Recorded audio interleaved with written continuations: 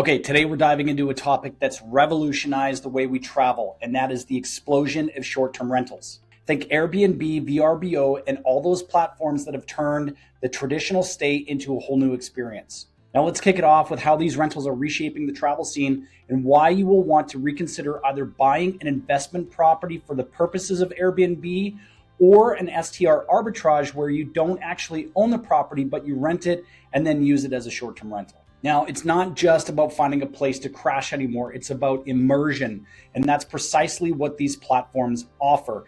They've taken travel and flipped it on its head, making it personal, customizable, and more accessible to everyone. And I mean, let's be real. Who wouldn't want to live like a local in a cozy Parisian loft or a beachfront villa in Bali? But here's the kicker. As these short-term rentals have skyrocketed, they've started to shake up not just the tourism industry, but local real estate markets too. Some folks have been able to turn their spare spaces into gold mines, but this hasn't come without a ripple effect on housing availability and pricing in their communities. Now, before we get going down this road, my name is Kelly, and if you are looking for more info on making a move into or out of Kelowna, BC, then you've come to the right channel. I not only talk about the real estate market, but also about what it's like to live here. Now, I like to think I offer a unique perspective because, like you, I was searching for answers on the internet prior to making our move here in 2021. Unfortunately, I had a hard time finding anything that was relevant. And so when we got settled here, I sought to change that and offer my insight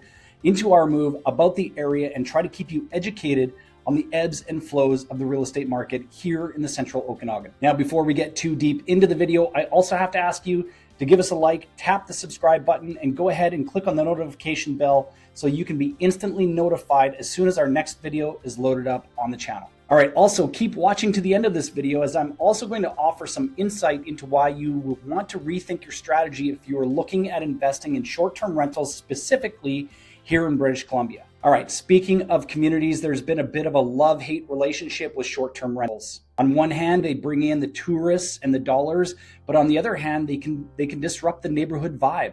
It's been such a hot button issue that we've seen policies popping up left and right, trying to find the sweet spot between growth and community well-being.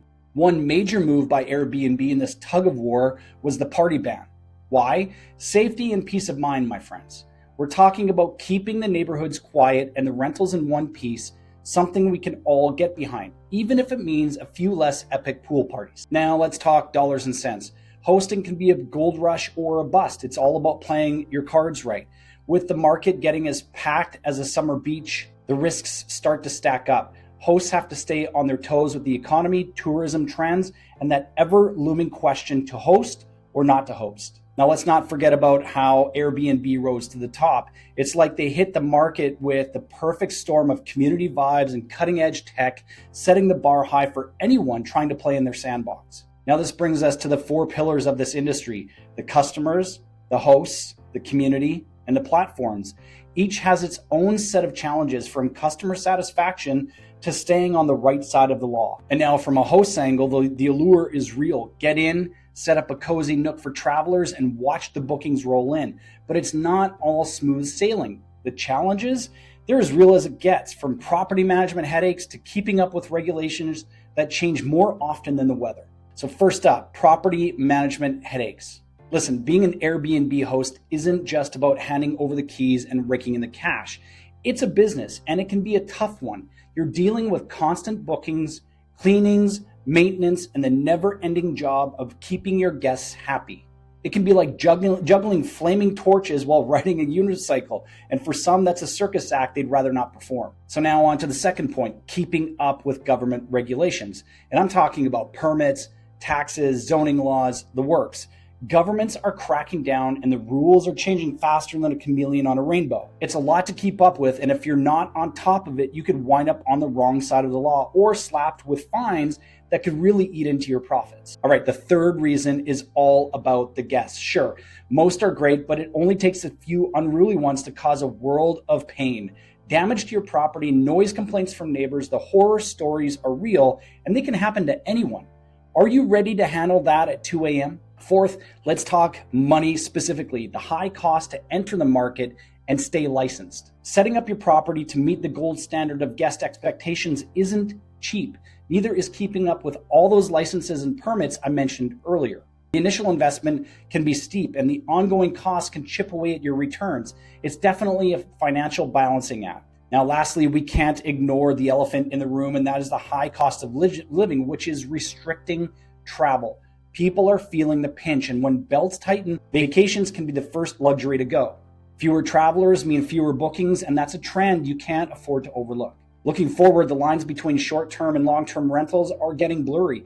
Hosts and platforms might need to switch gears, staying sharp and adapting to whatever the market throws at them. So what's the bottom line? The short-term rental world is at a crossroads. Its future hinges on striking a balance between innovation, regulation, and the industry's ability to play nice with the neighborhoods that they're a part of. Now, the game has changed here in British Columbia in a big way, with the government here just passing new legislation that will highly regulate the short-term rental options. They have increased fines to $50,000 if you are caught operating with proper licensing, and in May of 2024, they will be instituting the most impactful rule change, which will only allow you to operate a short-term rental out of your primary residence. That means if you own a property that you don't currently live in, you won't be able to list it up on any of the short-term rental sites and generate that income. Now, there are some exceptions to those rules, like if you own a property in a jurisdiction with a population of less than 10,000 people, like say Peachland or Summerland here in the central and south Okanagan. The other exception is if the STR is on First Nations land, so long as the band does not decide to implement the same rules as the provincial government. So think certain developments in West Kelowna. For those riding the short-term rental wave, remember, it's not just about the income, it's about the impact, the experience, and staying agile in an ever-changing game. And so there you have it. The short-term rental industry is changing the way we explore the world, and it's up to all of us, travelers, hosts, communities, and platforms,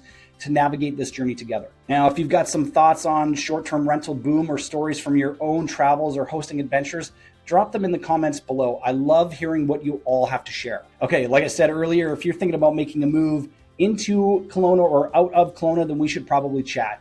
You can always get a hold of me by giving me a call or sending me a text to 778-716-7527, or you can send me an email at info@livelovekelowna.ca. Alternatively, if you're ready to book an appointment, you can always do so by clicking the first link in the description below. All right, that's all I got for you. We'll see you on the next video.